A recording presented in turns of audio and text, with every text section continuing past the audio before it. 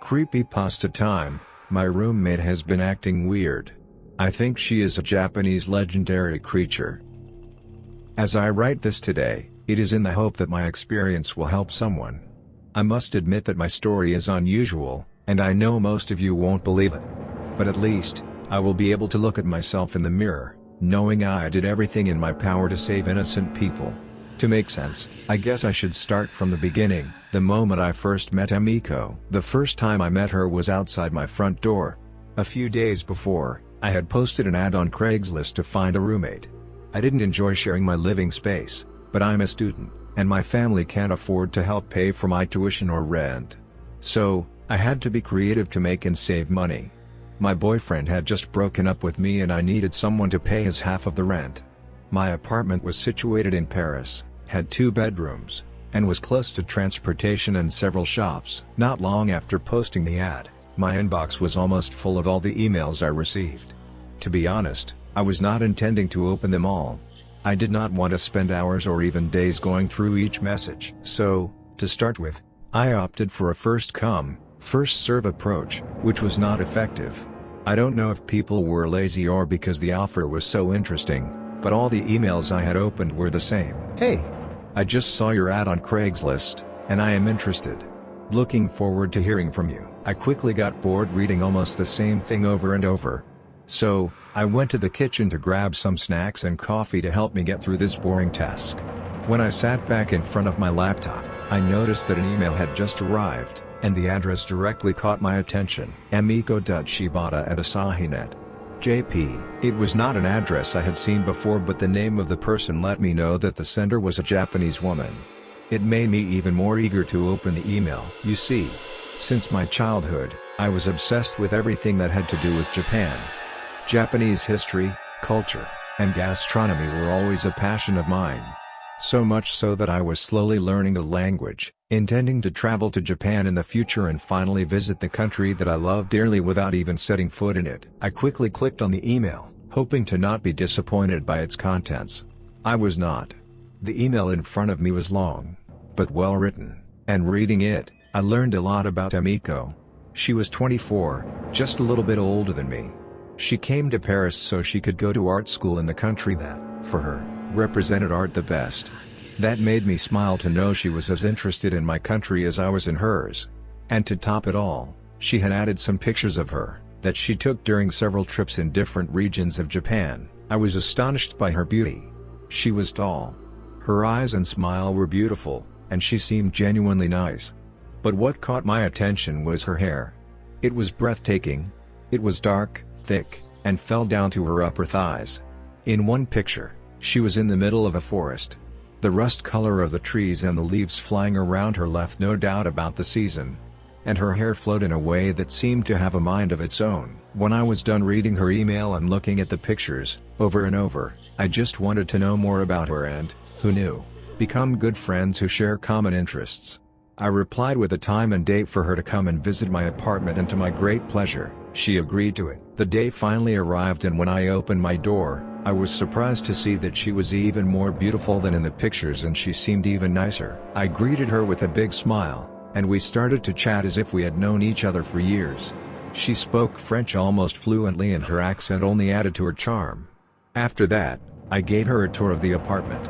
She loved it, and that's how Emiko and I became roommates. It's been a year since then, and, just as I suspected, our friendship only grew during that time. Emiko was easygoing and a delight to live with. She did her share of the chores, she was discreet, and the cherry on the cake was that she didn't mind spending hours talking about Japan and the little village she came from, in the region of Nagano. But what I enjoyed the most were all the delicious meals she cooked for us every day. She loved to cook, but strangely she ate like a bird. I often teased her about it, saying that her appetite was as small as her mouth. And having a great sense of humor, she always laughed, before saying that by my logic, my big mouth was with no doubt the reason I ate that much. I guess that by now, you are wondering what I've just told you has to do with the warning I said I was going to give you. Well, once you hear the rest, everything will fall into place, because as great as Emiko was, there was always something that felt weird to me. She was incapable of keeping a relationship. Every few weeks, she brought home a new guy. And what was even weirder was that she seemed happy with them and they seemed completely mesmerized by her. I could not understand why she broke up with each guy so quickly and so suddenly. At first, every time she broke up, I would ask her why. She always gave me the same answer, that things simply did not work out. Each time, she seemed so uncomfortable that I just stopped asking. A while afterward, I discovered exactly why none of her relationships lasted. Everything happened during summer break. As usual, I decided to go back to my hometown and spent the holidays with my family. I talked to Emiko about my plan, and she seemed sad to see me go. But she quickly smiled and joked about how it would allow her to paint half naked in the living while listening to loud classical music. I left and had a wonderful time with my family, but during my stay, I felt guilty leaving Emiko all by herself, as I knew I was her only friend. So, I decided to surprise her and go back to our place on the afternoon of December 31st. Just in time for New Year's Eve. When I arrived home, I called her name but she wasn't there. I assumed she'd gone shopping and would spend the evening went out to buy some groceries to cook one of her lovely meals.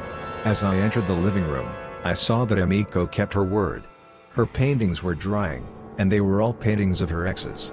At first, I found that strange, but we all have different ways of getting over our exes, right? After contemplating her beautiful work, I went to my room to unpack while waiting for her to come back. And as I was finishing, I heard the elevator stopping at her floor. Without thinking twice, I ran to Emiko's bedroom and hid under her bed, so I could scare her and make the surprise even more memorable. I heard her enter the apartment and close the door behind her. I knew she always took off her shoes first before going to her room to put her jacket inside her wardrobe.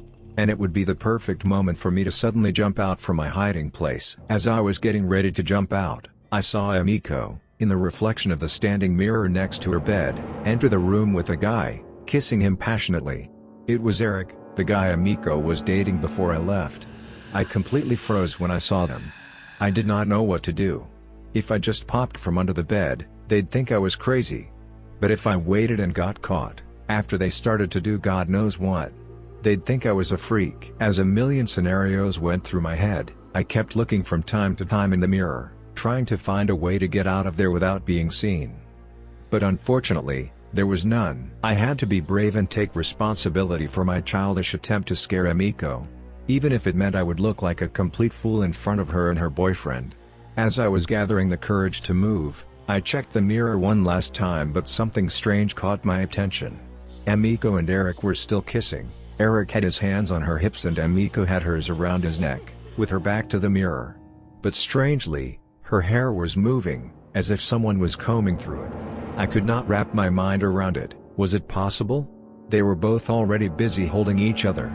I kept looking at the mirror, squinting, and I nearly yelled when I understood what was going on with her hair. It was moving on its own, and as it parted on either side, over her shoulders, it unveiled a mouth on her scalp.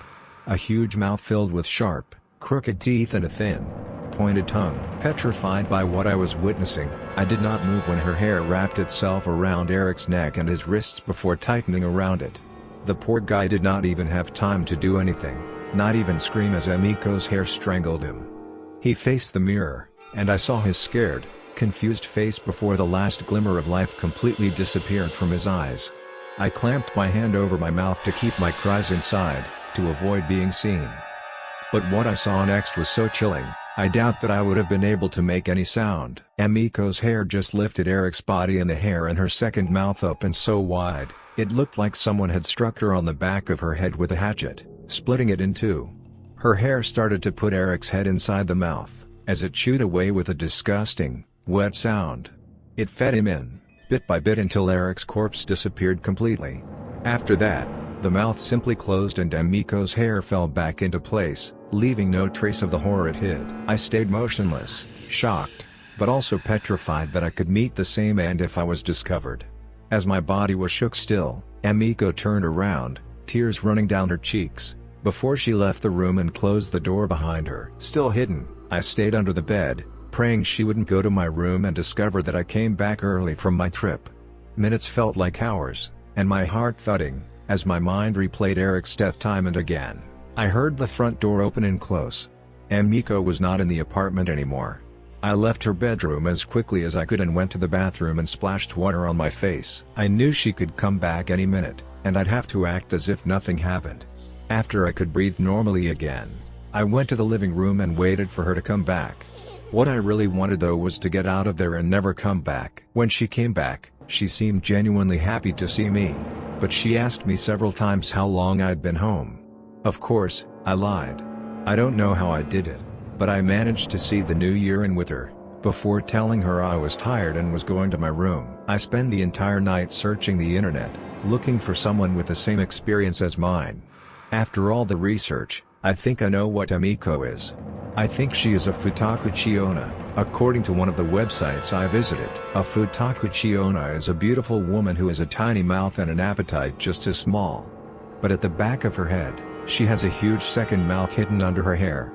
Although she appears to eat little to no food, the mouth on the back of her head is always hungry.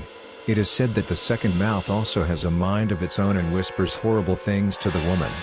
It threatens her, harasses her, and demands food frequently. It can screech and cause the poor woman afflicted with this curse an unbearable amount of pain until it is fed. The mouth can also control her hair, and make it wrap around the food before shoveling it inside its mouth. The mouth helps itself to its desired meal and it eats an astronomical amount of food. After reading that, I remembered that Emiko was crying after her second mouth ate Eric. Everything was clear. Emiko had to find food for the monstrosity she had at the back of her head if she did not want to be persecuted and tortured by it. Now I understood. I felt pity, not fear, for Emiko. I knew why she was always so kind and joyful. She was trying to compensate for the horrible things she had to do for the monster that was using her body. And I could not decently abandon her to her misery. I was her only friend and I loved her. If she really wanted to hurt me, she would have done it by now. And she seemed to attack only men, even if I cannot be completely sure about that. Anyway, as I said, it is not me I am worried about, but you, because Emiko is planning a trip to visit several countries around the world during the summer vacation. So be careful.